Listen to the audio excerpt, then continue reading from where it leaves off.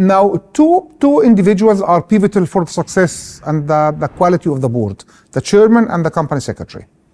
They are the most important two people for the board of directors, basically. So the role of the company secretary is quite huge.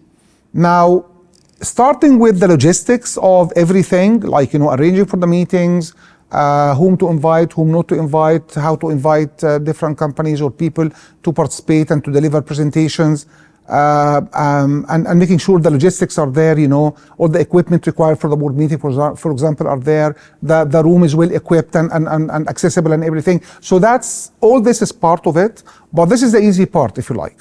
Now, the difficult part is simply that they are in charge, along with the chairman, of the schedule or the calendar of the meeting. What are the agenda items which will be discussed in the meeting? So in fact, it should start with the chairman and the company secretary, and then the CEO, if he or she would like to put in some topics, then they can be added to the agenda. So the agenda is the responsibility of the chairman with the company secretary. Now, the company secretary has the role to play of, for example, saying, well, the agenda is too much this way, we will not be able to finish. So suppose, for example, the board that they like to meet for maximum of 90 minutes or 2 hours, for example. So the board secretary, once she or he is doing scheduling or putting the agenda items, she will tell the chair, you know what, we will not be able to finish this. This requires like 4 hours. So we have to take out some items of the agenda of the board, for example. So that's one thing. And then after that, during the meeting, she has or he has a very important role of managing the meeting. So if the board is getting too much in certain topics, depending on relationship with the chairman, she can interfere, or she can be close to the chairman to tell him that we are taking too much in this item, we'll not be able to finish the rest of the items. And if we don't reach a decision, it's actually he or she who will say, what is the resolution here? Sometimes it happens when people are discussing something, there's overheated discussions, and then we finish, but then what is the decision? So that person will, ask about what is the decision, resolution, and he or she will write it, and then we'll read it for the board members so that they confirm this is what they meant. So just to make sure. And then the board secretary will follow with the management on the implementation of all these resolutions which are requested by the management. Now, if the board asks for reports, it's the company secretary that will follow in these reports coming whether from the management, from consultants, from one of the committees, from whatever, that he or she will be following up on this. If the company has subsidiaries, now that board secretary is responsible also for subsidiary governance and reporting. So it's either the same person is there, or he or she has contacts with the secretaries of these boards, so that you start to collect information reports to go for the board and so on. So that person has a very important role to play, and that's why he or she is part of usually the orientation for the new board members. So when you hire a new board member, the board secretary has to stay with him or her and brief them on what happens on this board, what are the issues, what was going on before, what are the challenges and so on, legal issues and so on. And one of the roles which also that the board secretary plays is legal advisor for the board. So if the board is discussing something and that's in violation of certain regulations, he or she will say, this is against the CMA, for example, or the Companies Act, we cannot do this and so on. And that's why companies prefer to have somebody with legal background, although it's not a condition.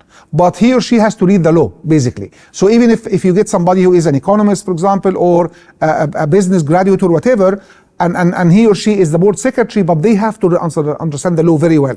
Because once a resolution is coming out from the board, it will start to be implemented. So we have to make sure before going out that this is actually a legal resolution or decision. Well, number one is one of the conditions, even by the regulator, by the way, the ESCA, for example, in the UAE, is for the board secretary to be independent from the management. So he or she are not supposed to be part of the management team. Their job should be that they are the board secretary, period. That's it. So usually it's either somebody with the chairman's office, for example, so they are appointed as advisor to the chairman or assistant to the chairman, and then they are also the board secretary, because they have to be far away from the management. If you get the head of legal to be the board secretary, number one, he is not independent, reported to the CEO of the company. Number two, he's not qualified because he doesn't know what is a board secretary. And he has so many other things to do. So the head of legal or the legal counselor has so many other legal files to follow other than all what I was talking about. So you need somebody whose full-time job is all these elements, all these items, so that they can focus on their job and they can get a good job done. Now, when the board secretary is not independent, you have interference from the management on how the report is being written, how the minutes are being taken, the follow-up and stuff like that. They start to influence the process, which is something that you don't really want to happen. They can. I mean, for the non-listed companies, some of them are quite large. So some of them, they act as if they were listed. So in that respect, you need a professional board of directors, professional company secretary and everything. Some of these non-listed companies are quite small. So in that, you can really, sort of ignore some of these traditions or issues which are being implemented in large companies because it's a small company. But once you grow and once you are trying to attract investors from outside the family, then you have to do proper governance, which includes the board, the company secretary, reporting, and everything else.